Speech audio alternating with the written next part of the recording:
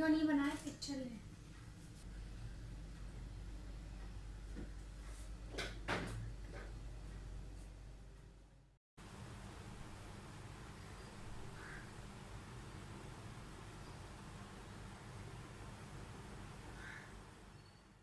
बिस्मिल्लाहिर्रहमानिर्रहीम। अस्सलाम वालेकुम।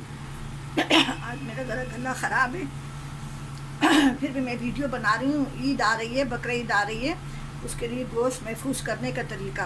ये मैंने पानी उबाल लिया है, इसमें मैंने हाफ़ टी स्पून नमक डाला है और ये मैं बड़ा गोश्त डाल रही हूँ। इसको ज़्यादा उबालना नहीं है, इसके 2-3 जोश आएंगे नमक में तो मैं फिर इसका पानी फेंक दूँगी। इसको फिर आप फ्रीज़ कर सकते हैं। इसको अच्छी तरह से इसमें हो सकता है इसमें झाग भी आ जाए, लेकिन इसको अच्छी तरह से 2 से 3 मिनट उबालेंगे। इससे इसका कोई भी प्रोटीन वगैरह कुछ भी ज़ाया नहीं होगा, खाली इसका जो अपने खून का जायका है तो वो चला जाएगा। क्योंकि बकरा ईद पे हम लोग ज़रा गोश्त रखते हैं, बच्चे शौक़ से खाते हैं, टिक्का बोटी सब कुछ करते हैं। अल्लाह ताला ने अपने हिस्सा जो दिया है हमारी उनकी तकसीम में, तो हम उससे हम अपने लिए रखते हैं वो। तो अभी इसको अच्छी तरह से 2-3 मिनट उबाल आ जाए तो फिर मैं इसको पानी से निकाल के ठंडा करके और फिर मैं इसको फ्रीज़ करूँगी। इसमें मैंने हाफ़ टी स्पून या 1 टीस्पून नमक भी डाल सकते हैं। फिर 3 मिनट मैंने उबाल दिया है। इसका पानी मैंने पहले गैस से गर्म किया था, उसमें मैंने नमक डाल के इसको 3 मिनट तक उबाला है। देखिए ये देखिए इसके झाग आ रही है, ये झाग मैं निकाल के और इसको पानी से निकाल लेती हूँ।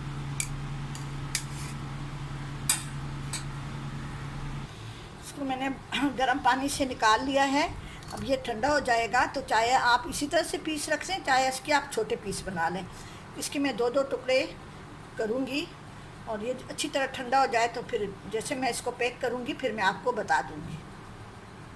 बकरा ईद के लिए छोटे गोश्त के साथ बड़े गोश्त इसी तरह से करें, इससे कोई इसकी वज़ाइयत ज़ाया नहीं होती। बस 2 से 3 मिनट तेज़ आंच पे, बहुत तेज़ आंच पे उबालना होता है, ताकि गोश्त का जो कुर्बानी का गोश्त होता है ये हमें थोड़ी देर रखना पड़ता है, तो इसलिए इसको इस तरह से करना है। और उसकी ज़रा बिल्कुल फ्रेश गोश्त होता है तो ज़रा उसमें अंदर से स्मेल भी होती है। अब ये गोश्त जो मैंने ठंडा करने रखा था वो ठंडा हो गया है। अभी आप उसको एज इट इज़ भी बना सकते हैं और इसको आप 2-2 टुकड़े भी कर सकते हैं।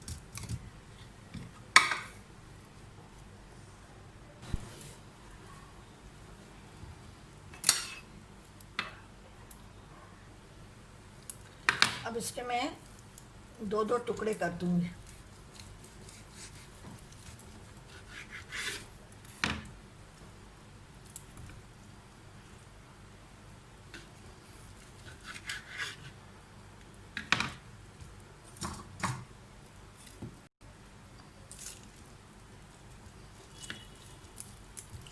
आप 2 टुकड़े कर लें, 4 टुकड़े कर लें, आपकी मर्ज़ी है। छोटी बोटी बना लें। ये बकरा ईद का गोश्त होता है। तो अब मैंने ये कर दिया है। अब ऐसे प्लास्टिक के साफ़ सुथरे बैग ले लें।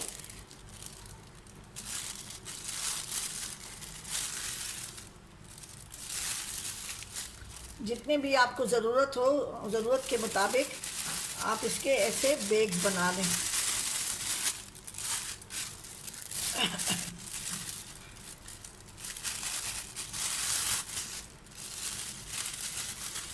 मेरी फैमिली के हिसाब से इतने ही काफ़ी हैं, इसलिए मैं सारे ऐसे ही बना लूँगी।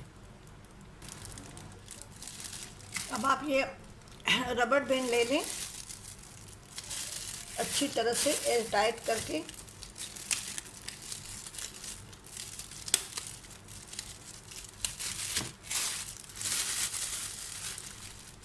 ऐसे गोश्त आपके यहाँ बहुत ज़्यादा, महीना तकरीबन 15-20 दिन तो ये चलता है, क्योंकि मेहमान आते हैं, दावतें होती हैं, बच्चे बारबेक्यू पार्टीज करते हैं।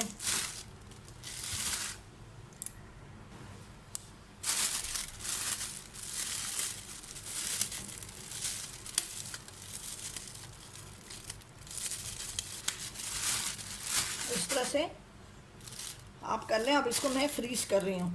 अब जितना मुझे ज़रूरत होगा, ज़रूरत के हिसाब से 1 पैकेट की ज़रूरत हुई तो 1 पैकेट निकालूंगी, 2 की 3 की, इकट्ठे भी बना सकते हैं।